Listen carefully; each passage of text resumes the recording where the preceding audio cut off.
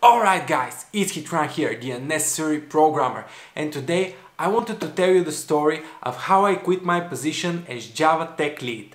Let me know if you enjoy this sort of videos, but I've already decided to do this one, so I'm going to post this anyways. This video is kind of a 1000 subscriber special because I never celebrated this milestone with you guys. I wanted to thank you and share my opinion with you about why I think it is way better to just be a developer rather than work as a tech lead, for example. In order for all of this to make any sense, I must start from when I initially started working for this specific company. So I was fresh out of my first software job and I was looking for some new good opportunities. And of course, a higher salary. I had 2 years of working experience, which was in my opinion a very respectable amount of work experience, but oh boy did the interviewers think differently. To this day, I swear to you guys, I think the mid-level interviews are harder than the senior level interviews. But this is a whole nother story, maybe I'm going to tell it to you some other time. So, after some brutal interviews, I finally found a startup level company in which What she say? I was hired as the second Java developer. I thought this was a golden opportunity to prove my skills and acquire quite a lot of knowledge. And to be honest, I was right. My mentor was a short-tempered senior with genius level Java skills. Good thing I'm fine with criticism as long as it's constructive, of course. So, all was good and going well the first year. I even got a small salary raise. Then the company decided that it's going to pivot and it's going to become a product-centric company instead of a client-centric company. This meant we were at the verge of developing something great. Well, to be honest, it was nothing that impressive, but we were sold on the idea that we are going to change the world.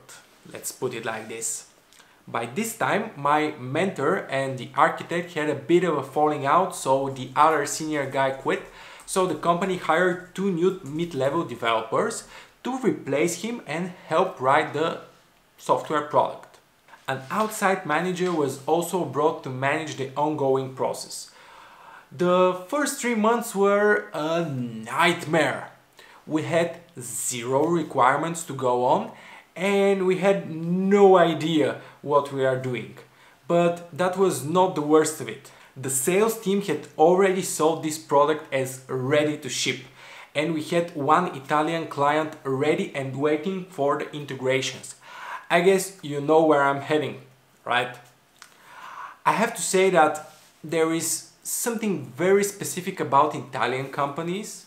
They are very keen on having a guy on site, meaning they want someone in their headquarters from the company that's developing the software. I've worked with companies from UK, Spain, Russia, Kenya, and no one else is so insistent on this side thing. That's why I'm saying it's very specific for Italian-based companies in my personal experience. However, long story short, the initial wave of terror was handled by our architect, and it was remarkable, to be honest. During the day, he was joining face-to-face meetings with the client and giving me feedback through Slack on what needs to be developed in the next 3 hours. Then I just start coding, then deploy, and he shows the final result to the client. Crazy experience. I'm pretty proud of it, to be honest, by the way. Then, after we were nearing the production phase, me and one colleague of mine were sent to Italy to integrate our product with their systems. After a month or so, we had our go live green light, and as a whole it was a very successful integration. And of course, a version 1 of the software product was born. By this point, I was turning into a key developer for the company, mostly because I knew the product very well and was from the initial development team. But my salary was still the same. 4 years of experience, going towards senior developer, but still highly underpaid according to the number of LinkedIn recruiters that were pinging me. I'm not the person that quits only for money, but come on, that's why I go to work after all. I'm very passionate about eating food and paying rent. And then this happens. Another key developer quit the company and I thought it's time for me to go on as well. But my manager was constantly talking to me and he said he's going to double my salary in December. Which was great, but it was March. In the long run, that should have been a huge red light, but I was pretty stupid. Time went by and my salary doubled as promised. The sad thing was that I initially sold myself so low that it was not that major improvement. But oh well, at least I was happy coding, the tasks were very interesting and the whole architecture was microservices-like, which was pretty new and upcoming back then. The team grew a lot in the following year and at some point we were 15 developers spread in 2 cities. The team in Sofia, Bulgaria, where I'm from, was 10 people. And then the outside manager quit and a new manager was hired. The key thing at that time was that my old manager suggested me as a tech lead because we needed more team separation and I already had a very high status along my peers. I also was leading most of the interviews for any new team members and writing all the technical specifications for all new change requests after receiving the tickets from the product owners team. So, in my mind, nothing would actually change that much. I would still continue to oversee the technical specifications and give tasks to the team members, like same, and try to help, of course. Oh God, I was so wrong. The moment I took the position, I immediately was forced to stop coding. Not because I was forbidden or something, but because I didn't have any time. My calendar was immediately filled with endless amounts of meetings with product manager, analysts, product owners, and so on. I even had meetings with our clients, and in addition to all those meetings, I had to continue to oversee all the technical specifications and if the other developers were doing their job according to the requirements. So we can close the sprint as expected and of course on time. I view myself as a very open-minded person. For example, I have no problem if someone is watching YouTube, let's say. I don't care as long as all the tasks are finished. But as I already said, I'm stupid, and when you get to be under constant pressure from the upper management because there are 3 new clients, it starts screwing up with your mind a little bit. Oh my, it started bothering me that some of my team members were non-stop watching YouTube instead of completing their tasks. And on the dailies, those same people were constantly complaining that they were overwhelmed with work. I told you guys this was not a pleasant experience for me at all. Then the worst thing happened. One of the best senior developers in my team quit the company. And in his place, the upper management decided to directly hire another guy who was previously working for the company.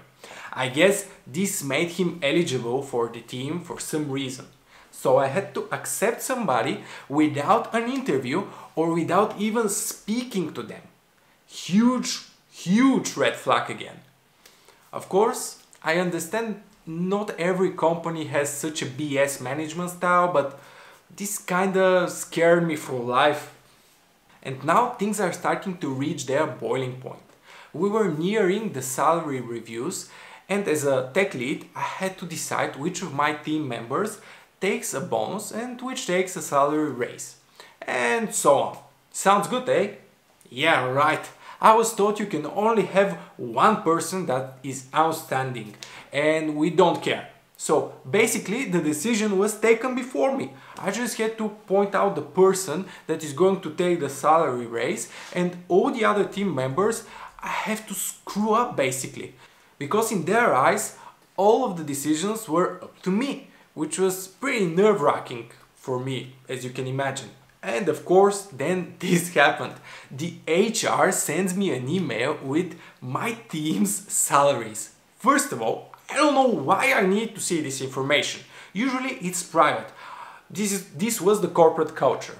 And second of all, the feeling when you are a tech lead from 9 months and 4 out of 9 people in your team are receiving higher salaries than you. And nope, they were not taking more responsibilities or doing an exceptional job.